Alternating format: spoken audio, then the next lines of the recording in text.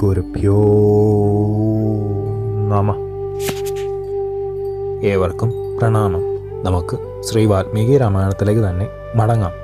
ബ്രഹ്മഋഷി വര്യനായ വിശ്വാമിത്രൻ്റെ വാക്കുകൾ ലക്ഷ്മണാനുഗനായ ശ്രീരാമൻ സശ്രദ്ധം കേട്ട് അത്ഭുതത്തോടെ പറഞ്ഞു.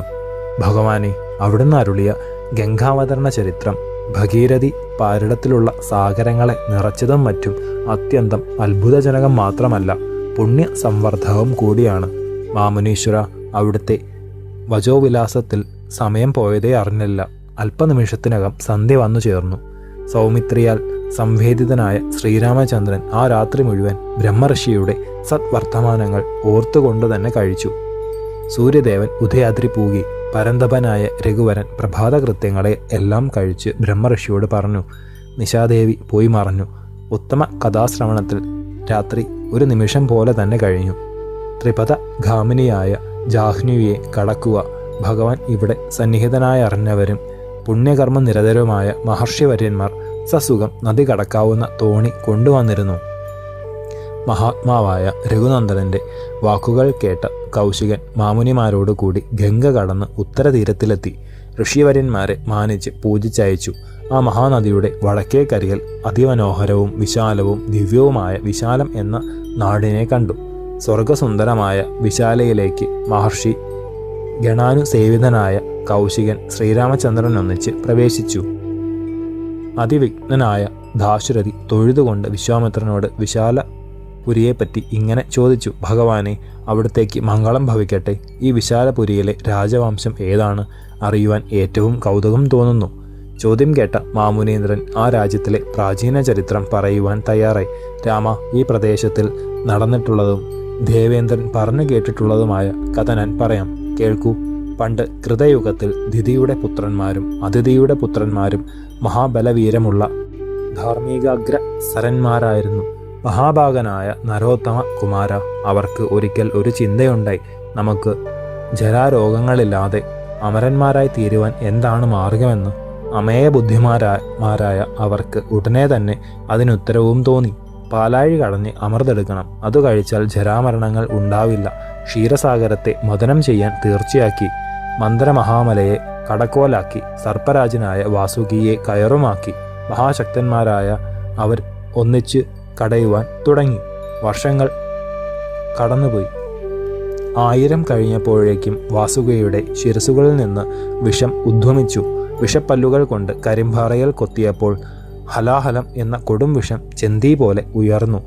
സുരാസുരന്മാരോട് കൂടിയ ജഗത്തുക്കൾ മുഴുവൻ ചാമ്പലാകത്തക്ക വിധത്തിലുള്ള വിഷാഗ്നിയെ കണ്ട ദേവന്മാർ ശരണാഗത വത്സലനായ മഹേശ്വരനെ അഭയം പ്രാപിച്ച് രക്ഷിക്കണേ രക്ഷിക്കണേ എന്നിങ്ങനെ കേണു തുടങ്ങി. പശുപതിയായ രുദ്രദേവനെ സാഷ്ടാംഗം പ്രണമിച്ച് സ്തുതിക്കാൻ തുടങ്ങിയപ്പോൾ ദേവന്മാരുടെ മുമ്പിൽ ദേവദേവേശ്വരനായ മഹാപ്രഭു ശംഖചക്രധാരിയായി പ്രത്യക്ഷപ്പെട്ടു. മന്ദഹാസം പൊഴിച്ചുകൊണ്ട് ശ്രീഹരി പരമേശ്വരനോട് അരുളി. സുരന്മാരിൽ പ്രഥമ ഗണനീയമാണ് അവിടുന്ന്. ദേവന്മാർ കടയുമ്പോൾ ആദ്യമായി കിട്ടിയതെന്തോ അത് അങ്ങേക്കുള്ളതല്ലേ പ്രഭോ. ഇത് അഗ്രപൂജയാണെന്ന് വിചാരിച്ച് വിഷത്തെ സ്വീകരിച്ചാലും. ഇത്രയും പറഞ്ഞ് മധുസൂദനൻ അവിടെ തന്നെ അന്തർധാനം ചെയ്തു. അമരന്മാരുടെ ഭയം കാണുകയും ഷാർങ്ങിയുടെ വാക്കു കേൾക്കുകയും ചെയ്ത ഭഗവാൻ കൈലാസവാസി ഹലാഹല വിഷത്തെ തൃപ്പാണിയിലെടുത്ത് അമൃതം പോലെയാണ്. അവിടുന്ന് കയ്യിലിട്ട് ഒന്ന് തിരുമിയപ്പോൾ ഒരു ഗുളിക പോലെയായി. സർവ്വലോകഹിതാർത്ഥമായി ആ കൊടിയ വിഷം വിഴുങ്ങി പെട്ടെന്ന് തന്നെ അപ്രത്യക്ഷനായി. ദേവാസുര വര്യന്മാർ വീണ്ടും മദനം ആരംഭിച്ചു. എന്നാൽ മന്ദരപർവ്വതം ക്രമത്തിൽ താഴ്ന്ന് പാതാളത്തിൽ എത്തി. നിശ്ചേഷ്ടരായി തീർന്ന സുരാസുരന്മാർ ആകെ വിയർത്ത് വശം കെട്ട് ഭക്തിപൂർവം, മഹാപ്രഭോ, മധുസൂദന, സർവ്വജീവികൾക്കും ആധാരമായ ദേവദേവ, അവിടുന്ന് മാത്രമാണ് ദേവന്മാർക്ക് സദാ ആശ്രയമായിട്ടുള്ളത്. മഹായോഗീശ്വര, ഞങ്ങളെ രക്ഷിക്കണേ. മന്ത്രജലത്തെ ഉയർത്തിത്തരണേ.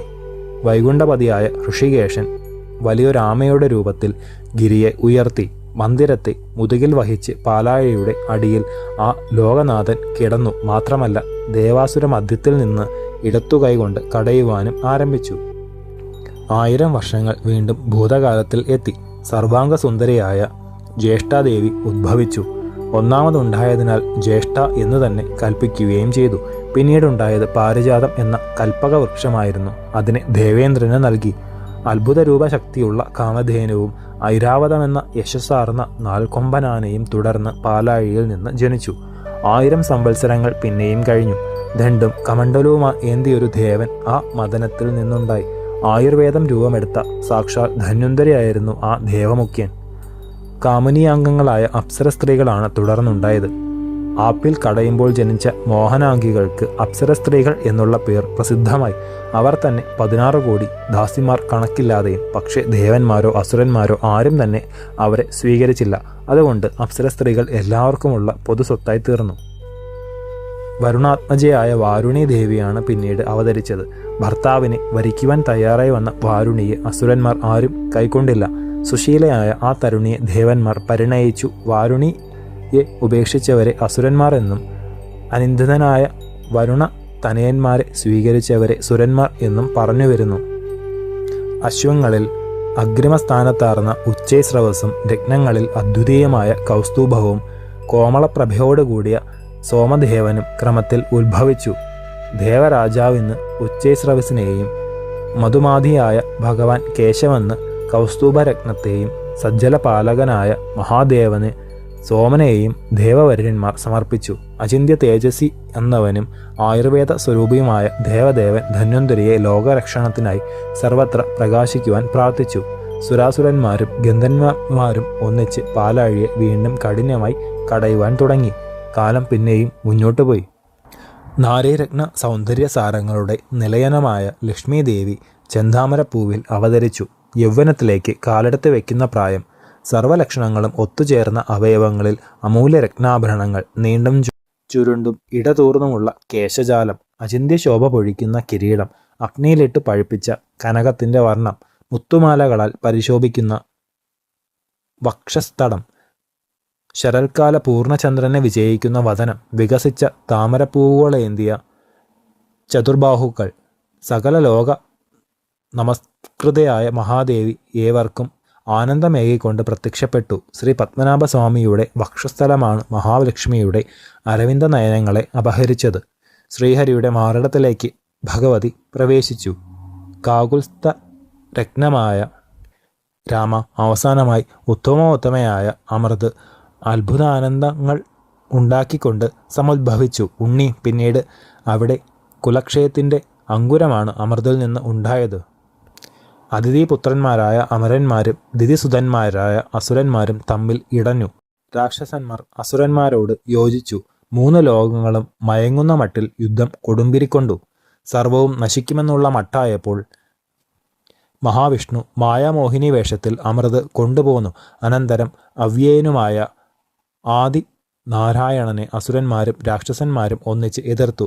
എന്നാൽ പുരുഷോത്തമനാകട്ടെ നേരിടുന്നവരെ അരച്ചരച്ച് മുന്നോട്ട് കയറി. വീരന്മാരായ അതിഥിസുതന്മാർ ദിതിപുത്രന്മാരെ ആ മഹാരണത്തിൽ പരിപൂർണമായും വിജയിച്ചു.